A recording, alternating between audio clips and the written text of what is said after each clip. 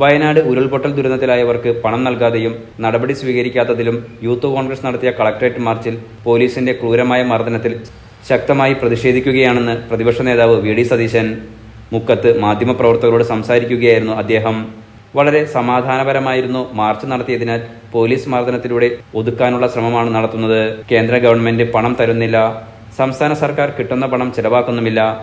സംഭവം നടന്നിട്ട് മാസങ്ങൾ കടന്നുപോയി. വീടുകൾ നൽകാൻ പലരും തയ്യാറായി. കോൺഗ്രസും മുസ്ലിം ലീഗും 100 വീതം വീടുകൾ നൽകാമെന്ന് മുന്നോട്ട് വന്നു. കർണാടക സർക്കാരും 100 വീട് നൽകാമെന്ന് പറഞ്ഞു. ഒരുപാട് ആളുകൾ മുന്നോട്ട് വന്നെങ്കിലും അവർക്കും വീട് പണിയാൻ പറ്റാത്ത അവസ്ഥയാണെന്നും വി.ഡി. സതീശൻ പറഞ്ഞു. ഗൗരവമായൊരു ദൗത്യം എത്ര ലാഘവത്വത്തോടു കൂടിയാണ് സർക്കാർ കൈകാര്യം ചെയ്യുന്നത്. ഞങ്ങൾ ആദ്യം മുതലേ പൂർണ്ണമായ പിന്തുണ ഗവൺമെന്റ് നൽകിയിരുന്നു. പക്ഷെ ദൗർഭാഗ്യവശാൽ ഗവൺമെന്റിന്റെ ഭാഗത്തു നിന്നും ആ നടപടികൾ ത്വരിതപ്പെടുത്താനുള്ള ഒരു ശ്രമവും കാണുന്നില്ല.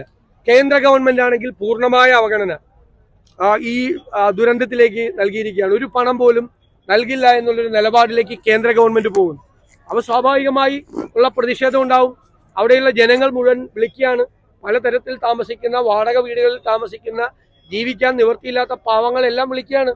ഒരു തരത്തിലുള്ള രീതിയിലും അത് മുന്നോട്ട് കൊണ്ടുപോകാൻ, പുനരധിവാസ പ്രവർത്തനങ്ങൾ മുന്നോട്ട് കൊണ്ടുപോകാൻ ഗവൺമെന്റ് തയ്യാറാകുന്നില്ല. അതുകൊണ്ട് എനിക്ക് സംസ്ഥാന സർക്കാരോട് പറയാനുള്ളത്, കേന്ദ്ര ഗവൺമെന്റ് അവഗണന കാണിച്ചാൽ നമുക്ക് നേരിടാം അതിന്. പക്ഷെ സംസ്ഥാനത്ത് കിട്ടിയ പണം പോലും അതിനുവേണ്ടി ചെലവഴിക്കാതിരിക്കുന്നതും വീട് വയ്ക്കാനുള്ള സ്ഥലം ഇത്രയും മാസങ്ങളായിട്ട് കണ്ടുപിടിക്കാതിരിക്കുന്നതും ഗുരുതരമായ കൃത്യവിലോപം സംസ്ഥാന ഗവൺമെന്റിന്റെ ഭാഗത്തുനിന്നുണ്ടായിട്ടുണ്ട്.